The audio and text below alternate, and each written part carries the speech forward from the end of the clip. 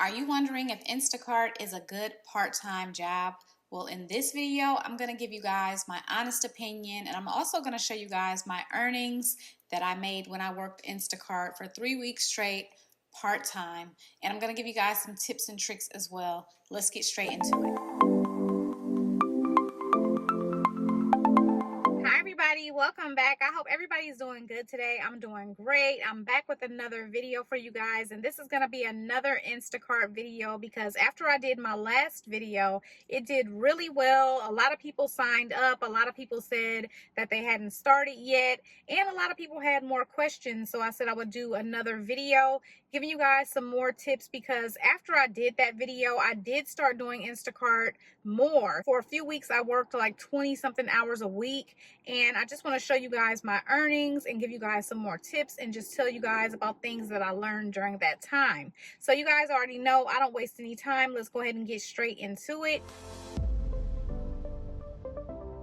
First thing that I want to talk about is how to start your first batch, okay? Well, really the easiest way to start your first batch with Instacart, and the easiest way for you to do that is if you have time and you're getting ready to go and run your errands and things like that, I suggest turning on the app. So if you're going to be in an area with a lot of stores, you're going to go run your own errands, and you have some time, meaning so you don't have to rush or anything like that, I highly suggest turning on the app. Once you turn on the app, you may get an order, and if you get a small order while you're out, just go ahead and do it. I believe that that's the way that I did my first batch. I just, I was out anyway. I turned on the app. I got an order. It was small. I was like, you know what? I'm tired of being afraid, or I'm tired of being anxious about doing it. I'm just going to go ahead and do it. That's how I recommend starting your first batch. You're out anyway. You're not wasting your gas, going to the areas of the stores or anything like that. You can just do that batch. It's going to be small. It's not going to be overwhelming.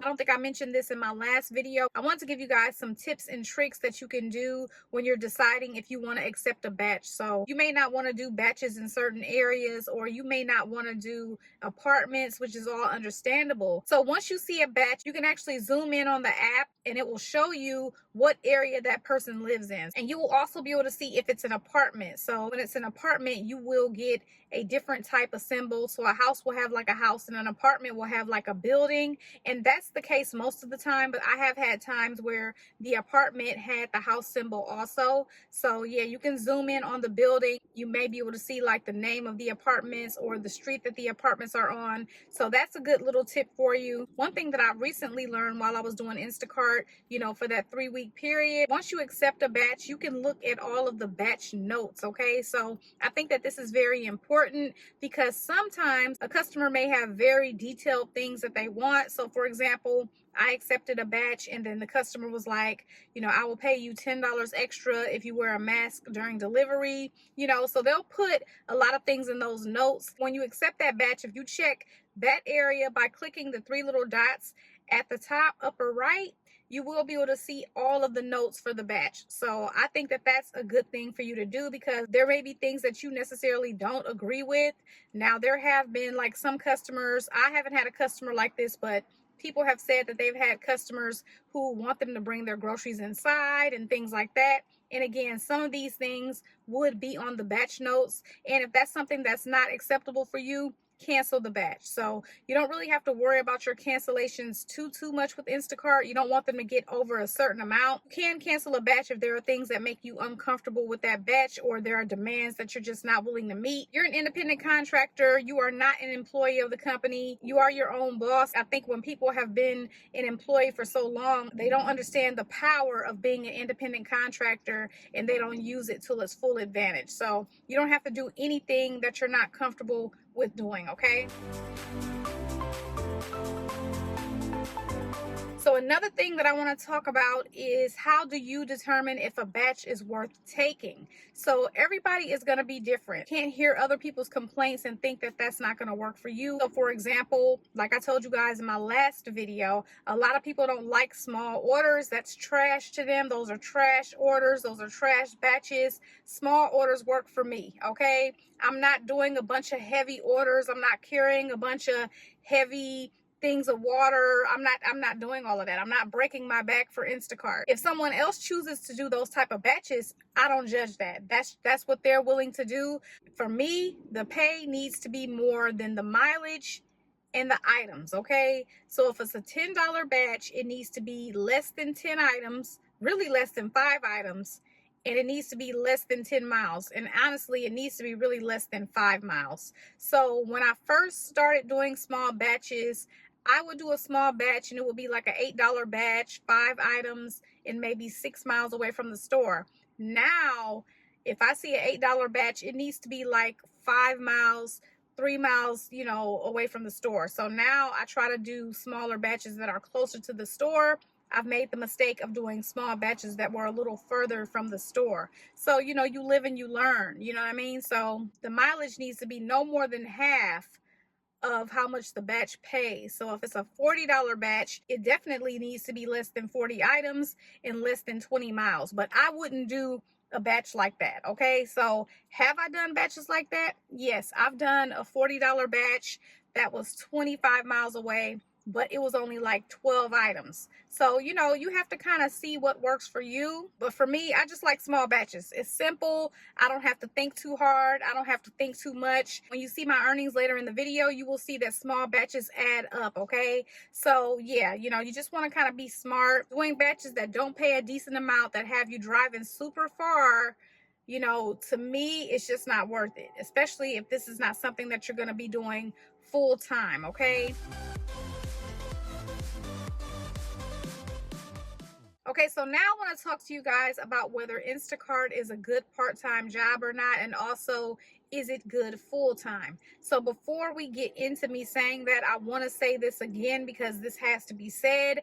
Everything is location based, okay? Depending on your location, it may not be a good part-time job for you. Depending on your location, it may not be a good full-time job for you. So it's gonna depend on your area. I live literally by tons of stores, okay? So I am within a 5-mile radius of like 20 different stores that Instacart operates at. So I don't even have to leave my house to get batches, which is a blessing. A lot of people have to literally drive to an area to get batches, okay? Which sucks, which really does suck, okay? So what I would say is turn your app on while you're at home, turn your app on while you're out, so you can see which areas you notice that you get batches. So that would be the first thing that I would do. If you are a person that does have to drive to where you get batches, you'll know where to go. It's an amazing part-time job based off my experience and based off where I live in Metro Atlanta, okay? You can work when you want to work. If you already have a full-time job and you want to do Instacart on the weekends, you can do it on the weekends. If you want to do Instacart while your kids are in school, you can do that. You can work when you want to work. You're your own boss. They also have that instant cash out. So if you have to pay for something, you know, right away, you'll have the ability to do that. So from January 22nd all the way to February 11th, I did Instacart about 20 hours a week, and I'm going to show you guys my earnings. The week of January 22nd to January 28th, I made $372.85. The week of January 29th to February 4th, I made $327.40. And the week of February 5th to February 11th, I made $301.10, okay? So if you look at my batches, these are all small orders. And like I said a little while ago, small orders do add up. So if you add up my earnings and the amount of hours that I was active, I made about $16.49 that day, an hour. So I told you guys before, Instacart in my area, it tends to be between $15 and like $18 an hour consistently, okay? If I would have worked the following week and made the same amount, that's over $1,200. I don't know where y'all from, but where I'm from, $1,200 working a part-time job is pretty good money. You know, that can pay a car note and some utilities. That can pay half of the rent, you know, so that's a decent amount of money for a part-time job. What do I think about it as a full-time job? So of course there are a ton of people who do Instacart full-time. A lot of the people that do Instacart full-time, you know, that live like in California and places like that, you know, they're able to make some pretty good money and do it full-time. Now, how do I feel about it full-time? I personally wouldn't be able to do Instacart full time. You know, I have other incomes, so I would never make Instacart my only income. I don't feel like you should make anything your only income. I've never been a one income household ever, even before the pandemic. I always had multiple streams of income.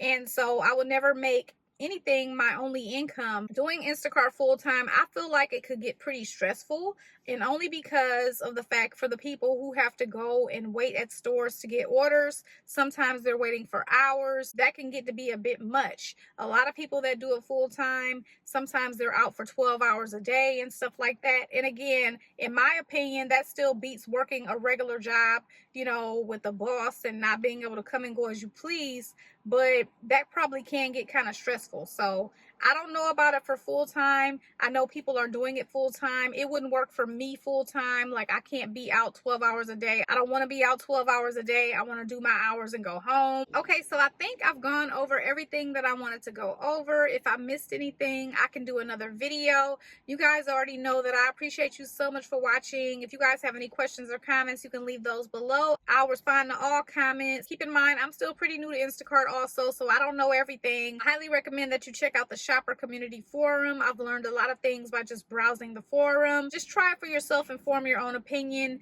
before you make any, preconceived opinions about Instacart. I hope this video has been helpful. And once you do your first shop, if you do your first shop, comment and let me know how your experience has been. But yeah, I will see you guys in my next video. Stay safe and happy shopping.